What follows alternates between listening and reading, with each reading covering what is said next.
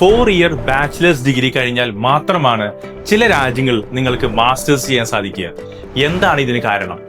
മറ്റൊന്നുമല്ല, credit points match ആവാത്താണ് ഇതിന് പ്രശ്നം. എന്താണ് ക്രെഡിറ്റ് പോയിന്റ്സ്?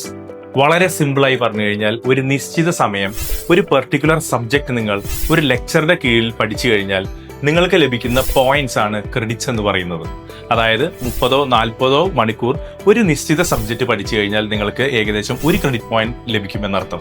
യൂറോപ്പിന്റെ പശ്ചാത്തലത്തിൽ 3 വർഷം പഠിക്കുന്ന ഒരു കുട്ടി ഏകദേശം 180 ക്രെഡിറ്റ് പോയിന്റ്സ് ആണ് ലഭിക്കുന്നത്. അതേസമയം നമ്മുടെ നാട്ടിലെ യൂണിവേഴ്സിറ്റിയിൽ നിന്നും ഒരു കോഴ്സ് കഴിഞ്ഞ കുട്ടിക്ക് 3 വർഷം കഴിയുമ്പോൾ യൂറോപ്പിന്റെ സിസ്റ്റവുമായി കമ്പയർ ചെയ്യുമ്പോൾ 120 പോയിന്റ്സ് മാത്രമാണ് ലഭിക്കുന്നത്.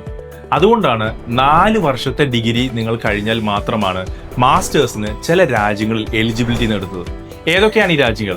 US, Canada, Lithuania, Sweden, Germany. ഈ 5 രാജ്യങ്ങൾ തീർച്ചയായിട്ടും നിങ്ങൾ 4 ഇയർ ബാച്ചിലേഴ്സ് കഴിഞ്ഞാൽ മാത്രമാണ് മാസ്റ്റേഴ്സിന് എലിജിബിലിറ്റി നേടുന്നത്. അപ്പോൾ ഇനി മറക്കണ്ട, ഇത്തരം രാജ്യങ്ങളിലാണ് നിങ്ങളുടെ മാസ്റ്റേഴ്സ് പ്ലാൻ ചെയ്യുന്നതെങ്കിൽ തീർച്ചയായിട്ടും ക്രെഡിറ്റ് പോയിന്റ്സ് എന്താണെന്നും എത്ര ക്രെഡിറ്റ് പോയിന്റ്സ് ഉണ്ടെങ്കിലാണ് നിങ്ങളുടെ മാസ്റ്റേഴ്സ് ചെയ്യാൻ സാധിക്കുക എന്നതും മറക്കരുത്.